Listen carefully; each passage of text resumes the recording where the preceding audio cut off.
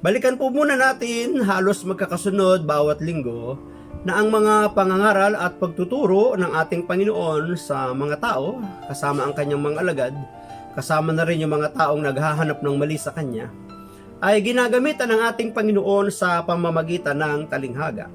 Madalas na din po nating nababanggit sa atin pong mga nakaraang gospel reflection na kaya si Jesus ay gumagamit ng talinghaga ay upang itago sa mga taong mapaghanap ng mali ang katotohanan tungkol sa kaharian ng langit. Ngunit, naipauunawa naman niya sa mga ordinaryong tagapakinig at tagasunod niya kung ano ang kahulugan ng talinghaga. At kung mahirapan man sa pagkakaintindi ang mga alagad, personal, na ipinapaliwanag ni Jesus sa mga talinghaga sa kanyang mga disipulo upang ang mga alagad ay hindi naman nakabingit sa alanganin ng mga katanungan. So, ganyan ang ating Panginoon.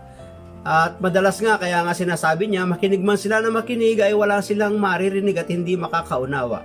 Ang pinatutungkulan nito, ng mga salitang ito ng ating Panginoon ay walang iba kundi ang mga Pariseo, Eskriba at ang mga matatandang bayan ng Israel.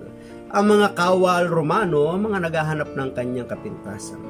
Minsan, ginagamitan din ni Jesus ang kanyang pangangaral ng mga patalinghaga sapagkat may mga direktang katuruan na gusto niyang ituro sa mga tao, ngunit baka hindi nila ito agad matanggap or masaktan ang kanilang damdamin, kaya sa pamamagitan ng patalinghaga. Ang Panginoon ng mga nakakaraang mga panahon ay gumagamit din siya ng mga patalinghaga para ipaalam sa kanyang mga kaaway na ito yung magaganap, kaya nga mayroon pong babala minsan ang paggamit ng talinghaga ng Panginoon. Ano ba ang ibig sabihin ng talinghaga? Maikling salaysay, maikling kwento, na naglalarawan ng makalangit at maka-espiritual na katotohanan na pwedeng magamit sa pagtuturong espiritual at pagtuturong moral. Maaaring ang talinghaga ay totoong nangyari or kathang isip lang ng nagsasalita, ngunit mayroong pahatid, mayroong kalakip na aral o katotohanan doon sa kanyang patalinghagang pangungusap. At ito sa ating pagbasa ay nagbibigay muli ng babala ang Panginoon sa mga paparating na mga panahon sa kanyang makausap na ito yung magiging kaganapan. Simulan na nga po natin, gantimpala sa mga pinagkatiwalaan, pero puntahan muna natin yung mga talinghaga, yung mga karakter sa talinghagang ito.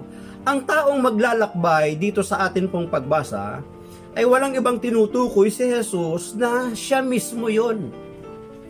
Sino ang tinutukoy ng Panginoong Hesus na taong maglalakbay? Siya mismo, ang Panginoong Hesus mismo.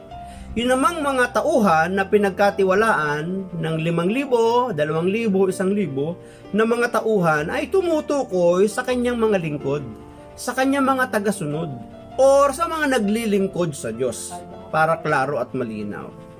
Yun namang salapi na ipinagkatiwala, sa laping ginto na ipinagkatiwala ay tumutukoy sa literal na pananalapi, literal na salapi, literal na pera, or maaaring talento, kakayahan, o anumang bagay na ipinagkatiwala sa atin, sa tao. Pwede rin na ang ipinagkatiwala na sa laping ginto, doon sa kanyang mga tauhan ay mga tupa, simbahan, community, iglesia, kongregasyon, assembly. Diba may mga taong pinagkatiwalaan na pamahalaan ng isang iglesia, ang isang denomination, ang isang relihiyon, ang isang samahan, ang isang community. So maaaring yun. At hindi lang yun, maaaring ang talento o salaping ginto na ipinagkatiwala doon sa kanyang mga tauhan ay mismong itong ating buhay, sapagkat totoo naman na ang ating buhay ay hindi naman ito atin at pag-aari. Ito ay ipinagkatiwala lamang ng ating Diyos. Ang tanong ay, sa paanong paraan ba natin ito ginugugol, ginagamit, pinapalago? Sa mabuti ba o masama? So, yung pangangalakal naman ng tumanggap ng salapi yung unang tao, yung 5,000, ganun din yung ikalawa ng 2,000, hindi sila nag-aksaya ng panahon. Sila agad ay umalis at ipinangalakal yung kanilang natanggap na ipinagkatiwala sa kanila. At sa ating ng pagbasa, lumago di ba? May tinubo. Di ba?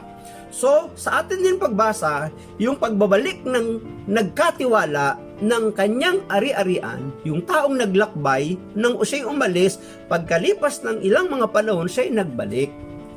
At ito ay tumutukoy sa pagbabalik muli ng ating Panginoong Hesus. Nang siya'y magbalik, yung taong mangangalakal, pinag-ulat niya yung tatlong kanyang pinagkatiwalaan. Kaya nga tayo din sa pagbabalik ng ating Panginoong Hesus, tayong lahat ay magsusulit, tayong lahat ay mag-uulat, tayong lahat ay haharap sa Kanya, titingnan yung ating performance, titingnan yung ating mga ginawa sa mundong ito, titingnan kung ano ang ginawa natin sa mga ipinagkatiwala sa atin. So pinag-ulat, kaya't ang lahat ng tao, tayo ay haharap sa Diyos upang magsulit. At sa atin din pagbasa yung ikatlong pinagkalooban ng talento na hindi niya ipinangalakal, bagkus ibinaon niya sa lupa, at nang dumating yung tao na maglalakbay na nagkatiwala sa kanya ng 1,000, sinabi niya na ito'y ibinaon niya sa lupa. At hindi lang yun, may sumbat pa siya May mga salita at pananalita pa siyang sinabi doon sa taong nagtiwala sa kanya. Kaya nagalit. Kaya ano ang ginawa sa kanya? Siya'y ipinatapon sa kadiliman. Yun hong kadiliman sa ating pagbasa, ito po yung kaparusahang walang hanggan. Kaya nga pag dumating na ang ating Panginoon, ang tao ay haharap kung siya ba'y gagantimpalaan o kung siya ba'y parurusahan ayon sa kanyang performance na ginawa dito sa mundo nang siya ay nabubuhay pa, or kung siya'y abutang buhay sa pagbabalik ng ating Panginoon.